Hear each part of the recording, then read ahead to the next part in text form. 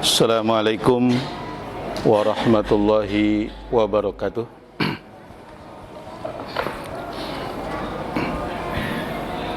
Alhamdulillahi rabbil alamin.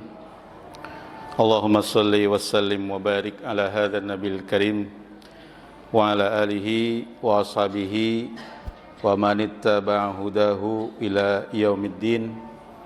Asyhadu an la ilaha illallah al-malikul haqqul mubin wa asyhadu anna Muhammadan abduhu wa rasuluh al-mab'uts rahmatil alamin. Ayuhan nasu taqullaha haqqa taqwa wa la tamutunna illa wa antum muslimun. Wa an Abdullah ibni Ukaimin marfu'an min man ta'allaqa syai'an wukila ilaihi. Rawahu Ahmad wa Tirmidzi. Sebelumnya kita sudah membahas mengenai keharaman dari ruqyah, kemudian jimat-jimat, kemudian sihir pelet. Kemudian juga sudah kita bahas bahwasanya meskipun asalnya haram, namun ada ruqyah yang diperbolehkan, yaitu yang isinya kosong dari unsur-unsur syirik. Kemudian yang isinya itu adalah dari lafaz-lafaz Allah, ayat-ayat Allah, maka itu diperbolehkan. Sebagaimana riwayat yang masyhur, yaitu ketua suatu kampung ya di Arab sana pada zaman Rasulullah SAW itu terkena sengatan ya, kalajengking ya. Kebetulan para sahabat itu sedang lewat di kampung tersebut, kemudian ketua kampung itu meminta kepada rombongan itu ya untuk meruqyah ya, kepala kampungnya. Maka kemudian diruqyah dengan surah Al-Fatihah, kemudian sembuh. Kemudian dilaporkan kepada Rasulullah SAW. Kemudian Rasulullah SAW bersabda, dari mana kalian tahu Al-Fatihah itu ruqyah ya? Kemudian malahan kata beliau, sini bagikan kepadaku ya bagian dari kambing yang disembelih sebagai hadiah dari kepala kampung tersebut. Tuh, ya. Nah, sekarang yang akan kita bahas adalah hadis yang saya bacakan tadi. Man ta'allaqa syai'an, barang siapa yang melingkarkan ya, syai'an, sesuatu. Maksudnya melingkarkan di sini itu adalah mengaitkan ya, mengalungkan ya, sesuatu benda ya pada dirinya ya. Nanti akan diberi penjelasan bahwasanya makna dari ta'alluq di sini bisa berarti bil qalbi ya, bisa berarti bil fi'li ya, bisa berarti yang kaitannya itu adalah kaitan qalbu, hati kepada sesuatu tersebut. Bisa juga kaitan di sini adalah kaitan perbuatan dengan sesuatu tersebut. Man ta'allaqa syai'an, barang siapa yang mengaitkan dirinya, hatinya ya, perbuatannya syai'an dengan sesuatu atau kepada sesuatu ya, wukila ilaih, maka orang tersebut akan disandarkan atau akan diserahkan ya, kepada sesuatu yang dikaitkan atau dikalungkan tersebut ya. Ini adalah satu bahasa Rasulullah SAW ya, yang kita akan bahas penjelasannya.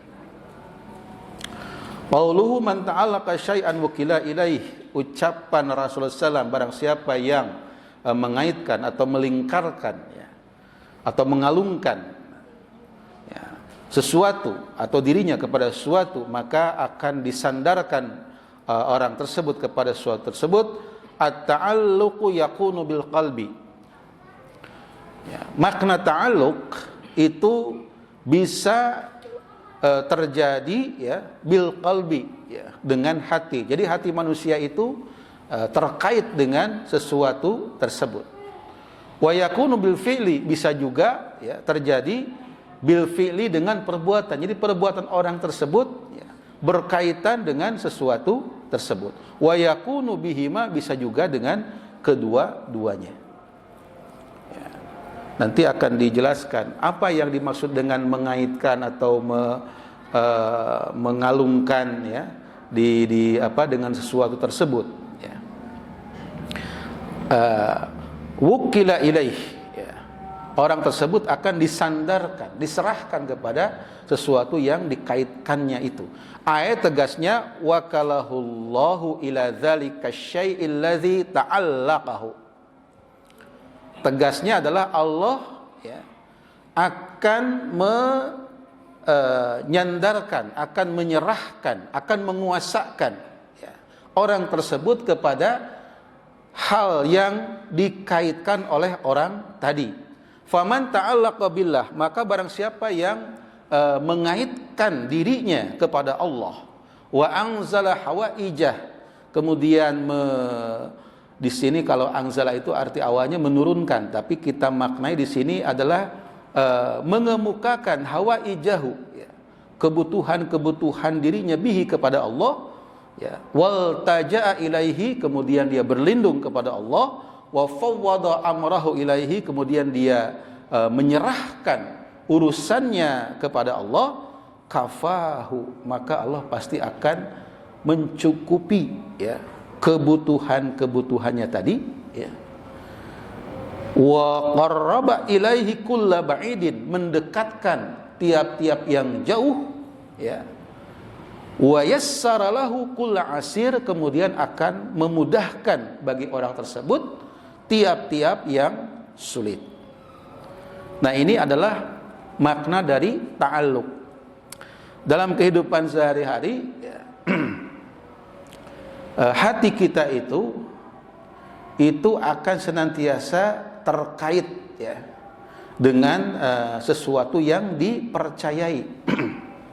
Nah, masalahnya adalah kepada apa kita mengaitkan hati kita itu, ya. Suatu kepercayaan, ya, suatu keyakinan yang kita merasa betul-betul yakin bahwa suatu itu dapat, ya, menarik manfaat dan mencegah madarat. Maka di sini dijelaskan, ya, barang siapa yang mengaitkan hatinya kepada Allah, mengemukakan kebutuhan-kebutuhannya kepada Allah, ya, berlindung kepada Allah, menyerahkan, keputusan dari urusannya atau usahanya atau ikhtiarnya kepada Allah, maka kafahu, Allah pasti akan mencukupi, ya, kebutuhan-kebutuhan orang tersebut. Ta'aluk, keterkaitan kita, apakah keterkaitan kita kepada Allah itu bersifat istiqomah atau sewaktu-waktu saja? Ini yang jadi masalah, ya.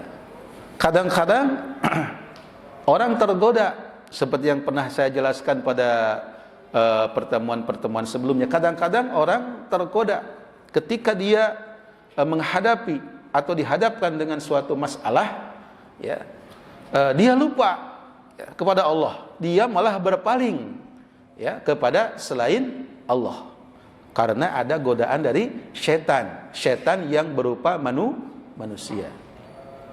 Ada temannya yang ngajak, ya, kita pergi ke suatu tempat keramat. Di situ, ya, dia meminta, ya, agar kebutuhan-kebutuhannya itu bisa dikabulkan. Kalau tempat keramat itu sudah disyariatkan, tidak ada masalah. Ya, pergi ke Baitullah, itu tempat keramat. Ke Raudhah Nabi, itu tempat keramat. Ya, pergi ke orang tua, minta doanya, itu keramat. Tapi kalau perginya ke tempat orang bertapa, ya, ke pinggir sungai, ke tempat-tempat yang seram, ya, maka itulah yang dikatakan ta'alluq dia itu berpindah bergeser dari Allah kepada selain Allah. Ya. Nah, itu yang diharamkan atau yang dimaksud oleh hadis ini. Wa man ta'allaqa bi ghairihi, dan barang siapa yang ta'alluq mengaitkan dirinya kepada selain Allah, au sakana ila ra'yihi, atau dia merasa tentram. Ya, merasa tentram ila ra'yihi, kepada pendapat pikirannya, au aqlihi, atau akalnya, wa dawaihi, dan kepada obat-obat yang dia minum, ya, wa tama imihi, kepada jimat-jimatnya, wa nahwi dzalika, dan yang seumpamanya itu. Nah, ini kadang-kadang manusia itu mengandalkan kepada akal pikirannya saja. Tetapi kadang-kadang akal pikiran itu sampai kepada suatu batas tidak mampu lagi untuk menemukan jalan keluar. Ketika akal pikiran manusia sudah buntu, tidak mampu lagi menemukan jalan keluar, apa yang harus dilakukan? Maka mau tidak mau manusia itu seharusnya kembali kepada Allah. Ya. Jadi sabar dan salat. Wasta'inu bis-sabri was-shalah. Melalui salat. Ya, kemarin saya menjelaskan bahwa sabda Rasulullah SAW, ya, barang siapa sedang bersalat, maka sesungguhnya dia itu sedang munajat kepada Tuhannya. Apa itu munajat? Munajat itu adalah mengemukakan secara rahasia, ya, kebutuhannya, keinginan-keinginannya, harapan-harapannya, kesulitan-kesulitannya kepada Allah Subhanahu wa taala ketika sholat. Itu, ya. Jadi apa yang akan terjadi jika kita menta'alluqkan diri kepada Allah, maka Allah itu kafahu. Tapi kalau kita menta'alluqkan hati kita kepada selain Allah, ya, maka wakalahullahu ila dzalika wa khazalah. Maka Allah akan menguasakan, menyerahkan orang tersebut atau perkara orang tersebut kepada, ya, sesuatu yang dia ta'alluq hatinya kepada sesuatu tersebut, tetapi wa khazalah, Allah kemudian menghinakannya. Maksudnya apa di sini? Maksudnya adalah boleh jadi, ya, seseorang mempercayai sesuatu, kemudian keinginan-keinginannya terpenuhi, tetapi khazalah, justru Allah itu menghinakan orang tersebut pada titik tersebut. Kalau dalam keyakinan kita namanya istidraj. Istidraj. Kita perhatikan orang jauh dari agama, sholat ditinggalkan, agama tidak mengerti, tapi usahanya bagus, menguntungkan. Ya, dia percaya kepada teori-teori ekonominya, tapi dia meninggalkan hablum minallah. Apa yang terjadi? Ya, wakalahullah ila dzalika wa khazalah. Allah menguasakan atau menyerahkan perkara orang tersebut kepada sesuatu yang dia yakini, ya, yang dia ta'alluq, yang dia terkait hatinya dengan sesuatu yang dia yakini tersebut, wa khazalah, dan Allah menghinakannya. Jadi secara zahir orang boleh saja berkelimang harta benda. Tapi secara hakikat atau batiniah, ya, sesungguhnya orang tersebut sedang dihinakan oleh Allah. Nah, ini. Di dalam Islam itu berlaku, ya, kesuksesan itu, ya, kemuliaan itu lahir dan batin. Ya, secara lahiriah kaya raya misalnya, seperti Nabi Sulaiman, seperti Abdurrahman bin Auf, seperti Abu Bakar As-Siddiq, seperti Utsman bin Affan. Kaya, betul-betul kaya. secara batiniah juga mulia, bukan hina. Kenapa? Karena ya beliau-beliau itu tidak lepas hubungannya dengan Allah. Ya. Dalam harta kekayaannya yang melimpah ruah itu, hubungannya dengan Allah tidak putus. Bisakah kita menjadi sosok sedemikian? Sangat bisa. Tidak ada yang tahu di antara yang hadir pada pengajian di masjid ini, suatu saat dia akan menjadi sosok seperti itu. Ya, tidak ada yang tahu. Atau sebaliknya, ya, secara lahiriah orang tersebut miskin, ya, tapi secara batiniah orang itu mulia. Bisa jadi begitu. Ya, kan dalam Islam itu tidak mengenal sebelah-sebelah, jauh dari agama tapi kaya raya. Dalam pandangan manusia dia tinggi status sosialnya, tapi dalam pandangan agama dia itu hina. Itu. Nah, boleh jadi orang yang bergelimang harta kemudian dia jauh dari Allah Subhanahu wa taala, dia secara batiniahnya tidak bahagia, menderita. Dia malah disibukkan oleh harta kekayaannya yang banyak tersebut. Bisa jadi seperti itu. Ya. Nah, hadirin jamaah yang dimuliakan Allah Subhanahu wa taala, ya. Wa hadza ma'rufun bin nususi wat tajarub. Ini hal yang sudah diketahui berdasarkan nas-nas Al-Qur'an wat tajarub maupun berdasarkan kenyataan-kenyataan hasil penelitian-penelitian manusia. Allah berfirman, "Wa may yatawakkal 'alallahi fahuwa hasbuh." Barang siapa yang mempercayakan nasib dirinya atau perkara-perkara dirinya 'alallahi kepada Allah, fahuwa hasbuh, maka Allah pasti akan mencukupi kebutuhannya. Ini pegangan bagi tiap-tiap orang beriman.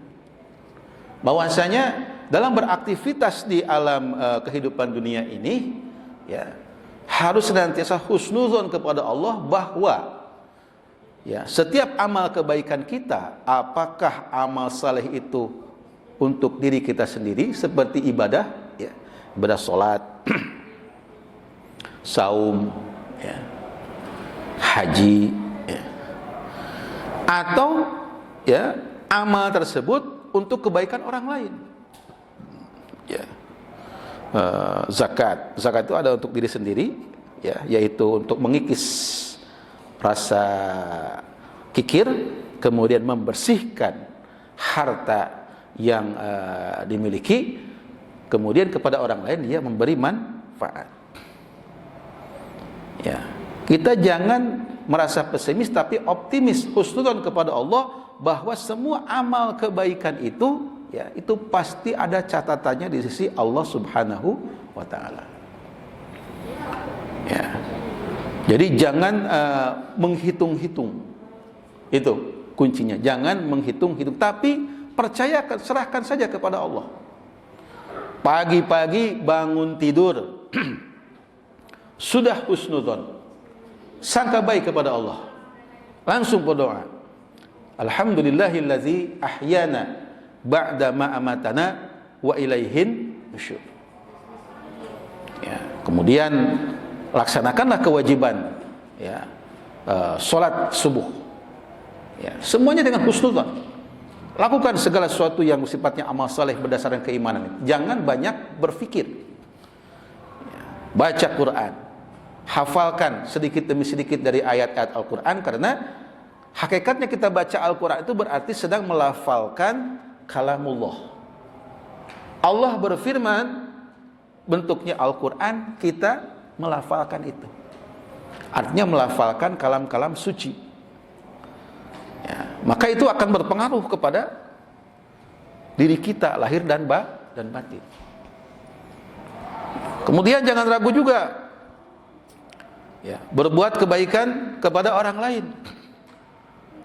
Berbuat kebaikan kepada orang lain itu bisa berupa lisan, qaulun ma'rufun, dengan kata-kata yang baik. Dimulai dengan assalamualaikum, itu sudah kata-kata yang baik. Ya, apa kabar? Sudah kata-kata yang baik. Ya, semoga sehat, kata-kata yang baik. Qaulun ma'rufun wa maghfiratun, yang kedua memaafkan, memaklumi kekurangan, memaklumi kesalahan, memaklumi kekeliruan ya orang lain. Bahkan pada diri kita sendiri pun harus kita maafkan, karena diri kita itu adalah kadang-kadang suka berbuat keliru. Ya, maafkan diri kita, maafkan orang lain, minta ampun kepada Allah. Ya, itu. Ya, itu kemudian nanti pasti ada catatannya di sisi Allah Subhanahu wa taala. Ya. Kemudian berbuat baik melalui af'al, perbuatan, melalui yad, melalui tangan. Kalau tangan, berbuat baiknya apa? Bisa membantu mendorong kendaraan orang, bisa membantu dan menaikkan barang-barang orang dari bawah ke atas kendaraannya, bisa dengan memberi, ya itu tangan. Ya. Nah itu melalui lisan yang baik, kemudian melalui tangan yang baik. Nah itu bisa juga dengan mendoakan melalui qalb, hati. Bahkan dikatakan bahwa ketika kita mendoakan saudara kita tanpa saudara kita itu tahu, maka doa yang kita panjatkan itu dijamin diijabah oleh Allah Subhanahu wa taala.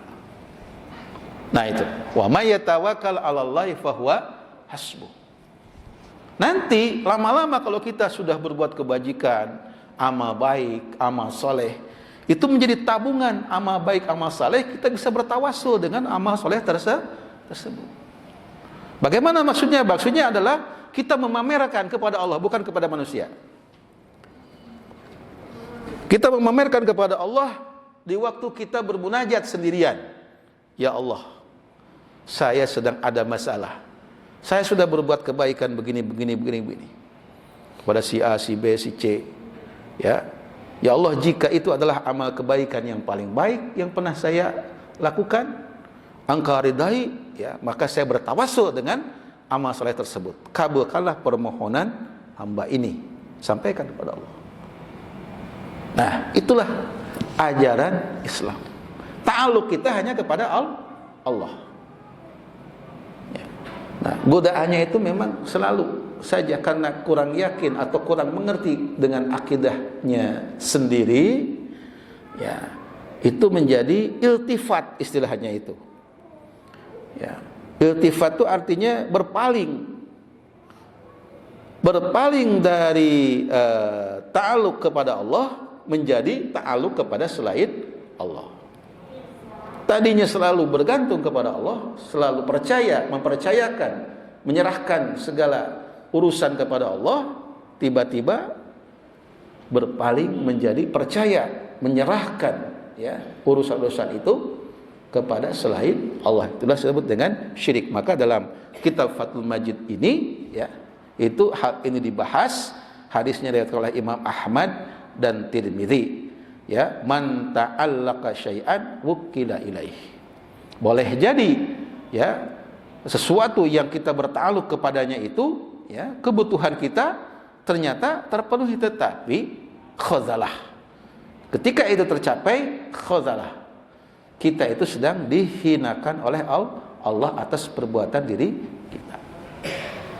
Jadi kalau misalkan bermunculan kuhan-kuhan, ya, dukun-dukun, ya, yang menawarkan kebisaan-kebisaan, kemampuan-kemampuan untuk menyampaikan seseorang kepada kebutuhannya, ya, menurut hadis ini memang wukila ilaih. Itu akan diserahkan kepada sesuatu yang menjadi ta'aluknya itu. Maka hati-hati, ya, hati-hati, karena dasarnya percaya. Sesuatu yang dipercaya itu akan terjadi, tapi masalahnya apakah kepercayaannya itu kepada Allah atau kepada selain Allah. Nah ini, ya. Demikian pembahasan hadis man ta'alaqa syai'an wukila ilaih. Ya, mudah-mudahan bermanfaat, khususnya untuk diri saya pribadi, ya, umumnya untuk kita semua. Saya cukup sekian, jika ada pertanyaan saya persilahkan.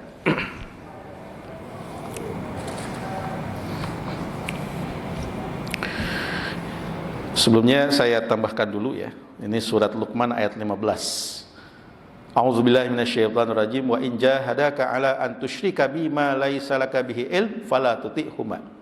Dan jika kedua orang tuamu memaksamu untuk mempersekutukan aku, dalam tafsir disebutkan untuk memeluk agama selain Islam, ya, malah engkau ya ikuti atau taat kepada keduanya. Mengapa? Ya, karena selain Islam itu syirik. Agama selain Islam itu syirik. Jadi pada zaman dahulu, pada zaman Rasulullah SAW, ya, banyak para sahabat itu yang orang tuanya ya masih memeluk agama yang lama. Nah, ini menurut ayatnya nggak boleh. Di zaman modern sekarang, ya, kalau ada anak orang tuanya memaksanya mengikuti agamanya yang bukan Islam, maka menurut ayat ini tidak boleh ditaati. Nah, itulah saya kira ya ini bahasan dari kitab itulah rincian-rincian ya. Sekali lagi rincian-rincian dari bentuk-bentuk atau praktek-praktek atau keyakinan-keyakinan syirik. Ya, sedangkan bentuk-bentuk besarnya itu sudah dibahas sebelumnya. Ya. Ini bentuk kehati-hatian kepada kita semuanya. Jangan sampai ya, kita itu lepas dari istiqomah, tiba-tiba di tengah jalan kita iltifat, bergeser, ya, berpaling dari ta'aluk kepada Allah menjadi ta'aluk kepada selain Allah Subhanahu wa Ta'ala. Mangga, silakan jika ada pertanyaan. Ya. Kalau kita sebagai karyawan atau pekerja itu mengaitkan hidup kita atau perusahaan, itu apa termasuk syirik juga? Termasuk. Jangan sekali-kali. Kita harus yakin bahwasanya rezeki itu sudah diatur, ditetapkan, ditakdirkan sejak azali oleh Allah Subhanahu wa Ta'ala.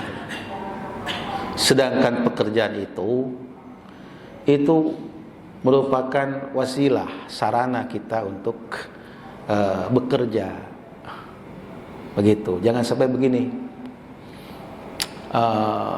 Kita menjadi gelisah ya dalam suatu tempat kerja itu karena khawatir atau takut ya, misalkan besok atau lusa itu dipecat ya, atau khawatir posisi diturunkan ya, seperti itu. Nah, apalagi sampai misalnya pada suatu keyakinan bahwa rezeki kita itu hanya di tempat kerja itu saja. Nah, ini banyak yang berkeyakinan seperti itu. Jangan. Rezeki dari Allah itu ya, itu mengalir kepada kita itu dari berbagai jalan, bukan di tempat kerja saja. Kalau bekerja itu hukumnya wajib. Hukumnya wajib. Kita bekerja itu beraktivitas, beramal, bekerja, hukumnya wajib. Fasayarallahu amalakum wa rasuluhu wal mu'minun. Bekerjalah kalian, maka nanti Allah, Rasulnya dan orang-orang yang beriman itu akan melihat. Melihat di sini artinya apa? Menilai. Allah menilai, Rasul menilai, orang-orang mukmin menilai. Ya, Allah menilai bagaimana? Ngasih pahala, tambah rezeki kalau kita bersyukur. Sama orang beriman melihat bagaimana nanti kita akan ditempatkan pada tempat yang baik oleh sesama orang beriman. Oh, ini aktif gitu ya. Gitu. Pasti ditempatkan tempat yang baik oleh sesama orang beriman. Kemudian yang paling penting, ketika kita misalkan sedang ditimpa oleh kebutuhan, sementara yang zahirnya yang ada di tangan kita itu masih kurangnya jauh dari yang kita butuhkan untuk memenuhinya. Jangan lari kemana-mana. Ingat rumusnya, sabar dan sholat. Ya, di dalam sholat itu kita munajat, kita adukan hanya kepada Allah. Allah itu malu ketika hambanya berdoa tidak mengabulkan. Setelah berdoa maksimal, ya, kemudian serahkan itu kepada Allah, ya, tunggulah, ya, jawaban dari Allah. Modalnya keyakinan, ta'aluk. Ini Pak Haji, ta'aluk kita. Memang berat ini, tapi kita harus bermujahadah, harus berlatih. Bagaimana menjaga keistiqomahan ta'aluk kita kepada Allah Subhanahu wa taala dalam berbagai situasi dan kondisi. Ini memang pelajaran tauhid, ya. Kita harus betul-betul memperhatikan ini. Karena kunci keberkahan dari ilmu itu adalah ketika mengamalkannya. Begitu, ya. Saya yakinnya tiap-tiap diri kita pasti pernah berada pada situasi secara lahiriah, ya, rezeki kita itu terbatas, tapi kita ada kebutuhan yang besar. Nah, disinilah Allah menguji tingkat keimanan kita. Ya, bacakan hasbiyallahu la ilaha illa huwa alaihi tawakkaltu wa huwa rabbul arsyil azim.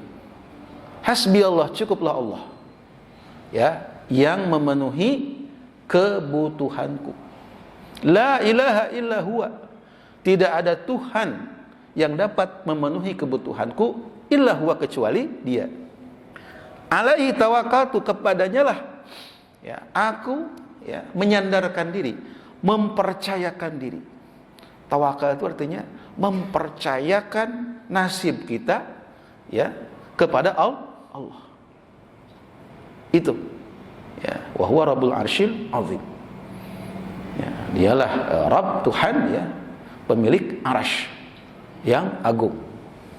Itu hasbiyallahu la ilaha illa huwa alaihi tawakkaltu wa huwa rabbul arsyil azim. Kemudian doa supaya dibebaskan dari hutang.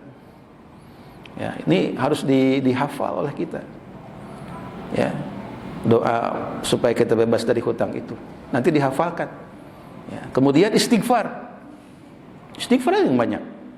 Astagfirullah, astagfirullah, astagfirullah, astagfirullah. Ulang terus, ya. Pagi, siang, dan petang. Ya, sampai betul-betul kita itu mendapatkan kemantapan. Tambah lagi dengan sholat malam. Ya, di situ kita sujud lagi kepada Allah. Ya, betul-betul menyerahkan diri kita kepada Allah atas masalah atau kebutuhan yang sedang kita, sebab tidak ada yang berat bagi Allah. Berat bagi manusia, sangat ringan, bahkan tidak ada apa-apanya bagi Allah. Itu. Maka seorang mukmin itu tidak diajarkan untuk putus asa. Putus asa itu berarti menghina Allah. Ya. Ingat Nabi Musa alaihissalam ketika dikejar Fir'aun, sudah di pinggir laut, di depan laut, di belakang bala tentara Fir'aun. Secara lahiriah bagaimana? Mustahil Nabi Musa itu bisa selamat. Demikian juga Bani Israel yang mengikutinya. Gitu. Ya, tapi, ya, secara hakikat itulah, ya, agama tidak bisa untuk dirasionalisasi. Ya, maka selamatlah Nabi Musa, selamatlah Bani Israel dari kejaran bahkan yang tadinya secara lahiriah Fir'aun beserta bala tentaranya itu unggul, ternyata atas kuasa Allah justru dihinakan dengan ditenggelamkan di Laut Merah, ya. Nah, itu. Nah, itu sebetulnya simbol juga buat kita. Ketika kita dalam keadaan terjepit, di belakang kita ada masalah, ya, di depan kita ada bahaya, ya, maka disitulah saat terbaik bagi kita untuk berdoa kepada Allah. La ilaha illa anta subhanaka inni kuntu minadz zalim. Kita mengaku bahwa ya Allah, memang hamba ini zalim selama ini, sehingga berada pada situasi terjepit seperti ini. Tidak ada Tuhan yang bisa menolong hamba kecuali Engkau. Terus ulang, la ilaha illa anta subhanaka inni kuntu minadz zalim. Hasbiyallah la ilaha illa huwa alaihi tawakkaltu wa huwa rabbul arsyil. Terus ulang. Astagfirullah. Terus ulang. yakin masalah kita itu akan dapat tertanggulangi. Itu Pak Haji ya. Silakan satu penanya lagi.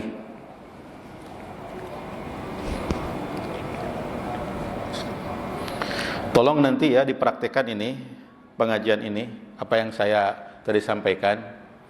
Ya, karena masalah tersebut itu saya yakin dialami setiap orang. Ya. Jadi satu sabar, ya, jangan terbawa emosi ketika ada masalah apapun. Kemudian yang kedua, pasrahkan itu kepada Allah melalui sholat. Ya, kemudian bacaan-bacaan tadi. Ya. Baik. Tidak ada pertanyaan lagi. Kalau tidak ada, ya saya akhiri, saya cukupkan karena waktu juga sudah tidak mengizinkan. Ya. Nasrun minallah wa fatun qarib wa basyiril mu'minin hasbunallah wa ni'mal wakil ni'mal maula wa ni'man nasir. Subhanakallahumma bihamdika asyhadu an la ilaha illa anta astaghfiruka wa atubu ilaik. Wassalamualaikum warahmatullahi wabarakatuh.